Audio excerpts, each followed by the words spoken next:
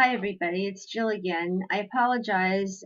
I was going to do a reading of my book section by section every night this week, but I'm completely wiped out from so much driving around this week. I was totally unable to do that.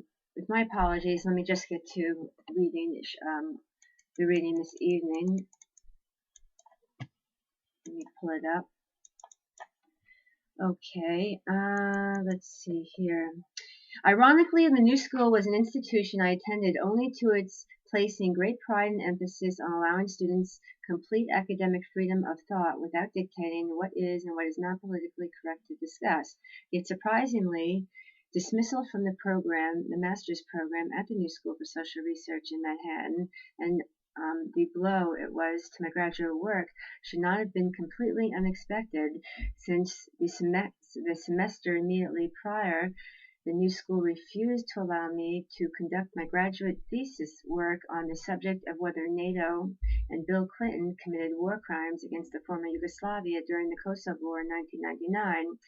And Professor Adamantiopoulos, the Greek professor who was the human rights professor there at the new school, internally suggested to me privately in our office that instead of writing about NATO war crimes against the former Yugoslavia, that I write about infringement of Muslims' human rights in both Turkey and France.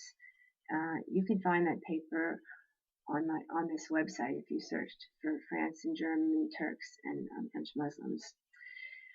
When someone writes a master's thesis, I just want to be clear that it's supposed to be a new idea, especially a doctoral dissertation, and the professor isn't supposed to tell you what to write on your doctoral dissertation and what not to write.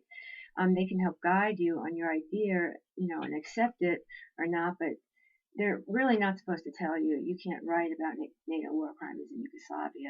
We want you to write about Muslims instead. That's very discriminatory. Let me continue. I suppose with the likes of Hillary Clinton and Tony Blair hanging about the fourth floor of the New School for Social Research at the World Policy Institute in 1999, I should have pretty much seen it coming. On the fourth floor of the New School for Social Research was where the world-renowned World Policy Institute has its headquarters. I used to go up there quite often. Anyway, one week, a few months before before I was supposed to graduate and before I was dismissed from the master's program altogether by David Plotke, the chair of the political science department at that time, in 1999, Tony Blair and Hillary Clinton came to the World Policy Institute upstairs on the fourth floor, and they gave a lecture. I did not go, of course, because I don't think highly of either of them, and I think they are war criminals for spearheading the NATO bombing against the former Yugoslavia without the United Nations Security approval first. In any event, they looked like they were having some type of sexual affair together or something, the way they were like fooling around, laughing and touching each other and stuff like that at the World Policy Institute in the pictures and stuff. In fact, I said to myself, I wonder if Hillary's not having an affair with Tony, because I knew that Bill was at the time, and finally that came out about his affair with the White House intern, Monica Lewinsky. But it really looked like Tony Blair and Hillary Clinton, from the way they were acting towards each other, were much more than friends.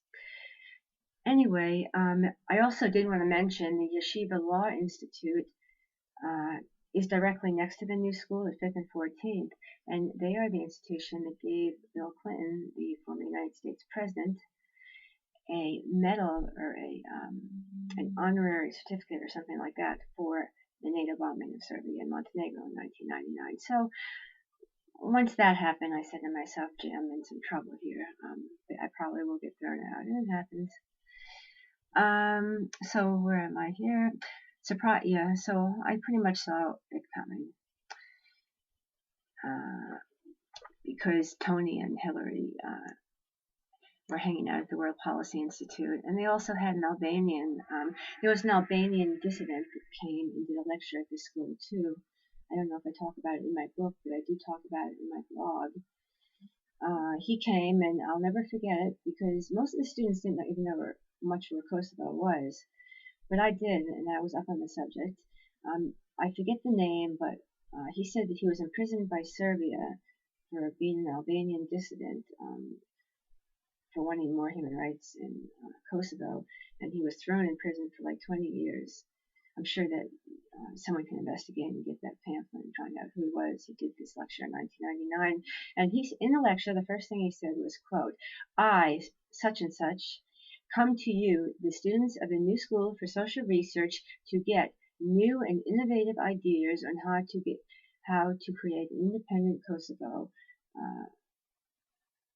Successionist ideas, and I guess that's all I remember. I took some notes, but he definitely was there at the New School, and the New School promoted the secession of Kosovo from the former Yugoslavia.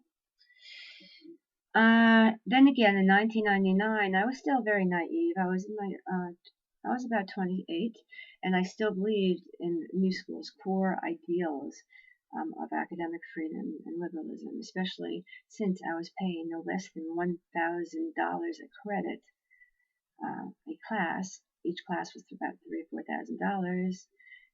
But that came to $10,000 each semester in my student loans.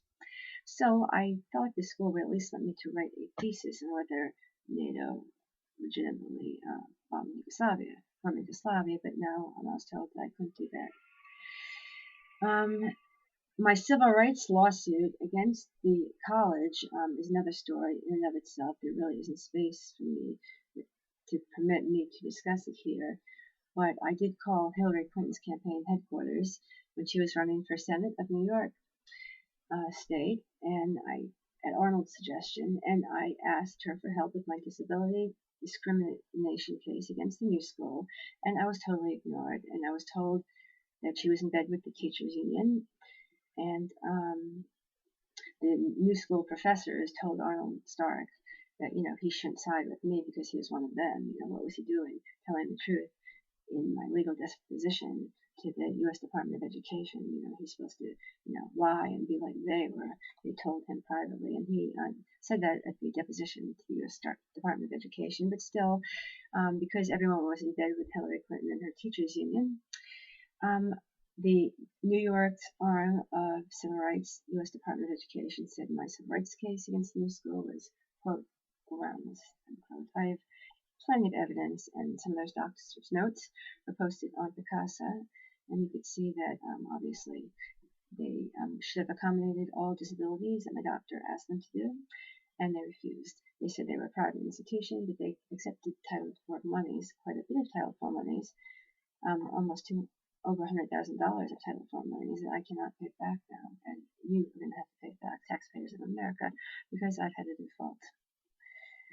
I couldn't work if I wanted to, and I wasn't disabled at this point because the U.S. Department of Education wants me to pay close to $10,000 a month back on my loan. If I work, I'll have everything garnished, and I can't work because I'm disabled. I'll never be able to pay it back.